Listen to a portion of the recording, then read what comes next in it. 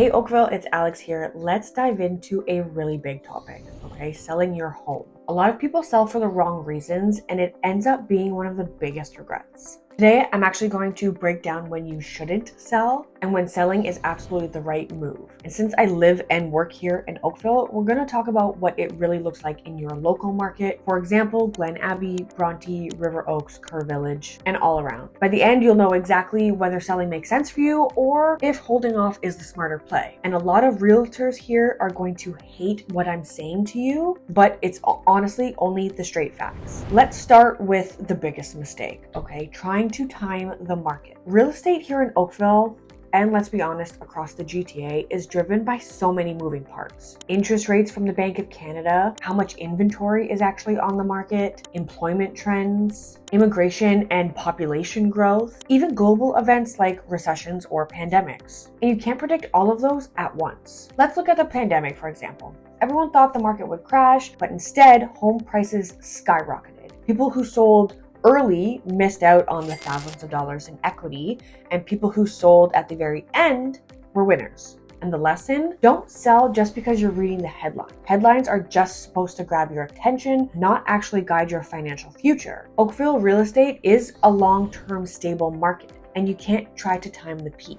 So next, let's actually talk about your numbers. When you sell, you don't just walk away with the selling price, okay? There are obviously deductions, like obviously the commission fees, your legal fees, any adjustments, your mortgage penalties if you break your term, and of course, your moving expenses. So as an example, let's say your Oakville home sells for 1.4 in River Oaks, after paying commission and legal fees and maybe a $15,000 mortgage penalty plus your moving costs, your net might be closer to, let's say, 1.3. That's a $100,000 difference. There's also the difference between if it's a rental and you're paying capital gains, because the CRA is going to want their share of money. And I'm not a tax advisor, so always confirm this with your accountant, but I've seen too many people ignore this only to be hit with a massive tax bill later.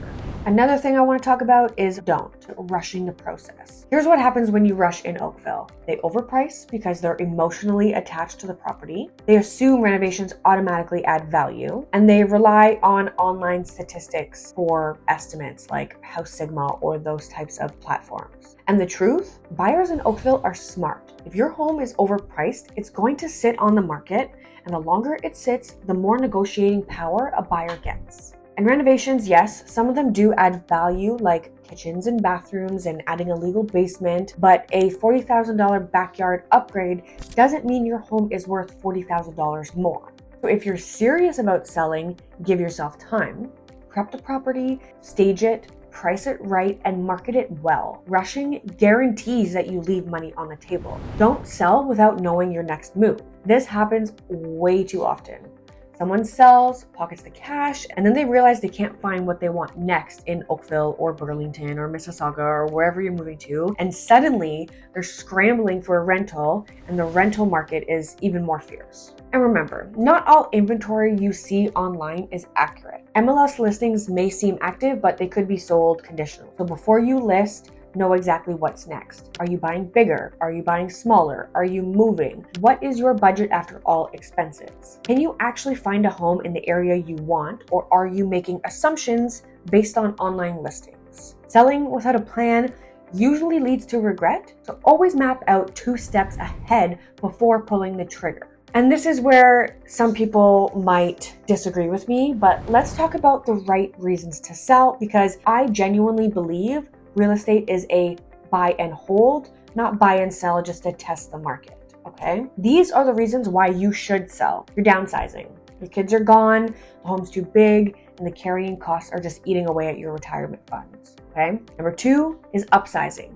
Family's growing, you need more space, and Oakville's detached or semi-detached homes are calling you. Number 3 is either you're moving out of the country. Pretty self-explanatory. If you're leaving Canada, holding on to an Oakville property might not make sense. You could turn it into a rental if it does make sense. Another reason is financial stress. You've fallen behind on your mortgage or you can't refinance and that's not an option, and selling is your default because, let's face it, you need it. And the last one is major life changes like divorce or health conditions. And there could be personal reasons in there as well, which are completely valid. But if your reasons don't fall into these categories, you probably don't need to sell. You should probably just hold on to your property, okay? So how do you avoid regret? Don't react on emotional headlines. Know your net numbers, not just your sale price. And if you are selling, don't rush. Prep it and price it right. Always have a plan for what's next and only sell if it truly fits your life. I'm literally begging all of you, if you do not need to sell, don't. Selling a home in Oakville is a big move. Whether you're in Glen Abbey or River Oaks or Southeast Oakville and you're selling something luxurious, you want to treat it like a business decision. With the right planning, you'll actually feel confident and avoid the kind of mistakes I see all the time. So to wrap up my rant here, unless you are downsizing, upsizing, moving out of the country, or facing serious financial strain where you literally can't refinance to get out of your debt, or you're going through a major life event like divorce or death or something like that, think outside of the box because you're probably better off just holding your property. And if you're in Oakville and you are considering selling, sit down and look at the numbers and make sure it's the right move. Thanks again for coming to watch another one of my videos. Again, my name is Alex. I live and breathe Oakville real estate, mortgages, and multiplexes. And if you want to have a one-on-one chat with me, click the link in my bio. Don't forget to hit that like button and subscribe and tell me your thoughts in the comments below.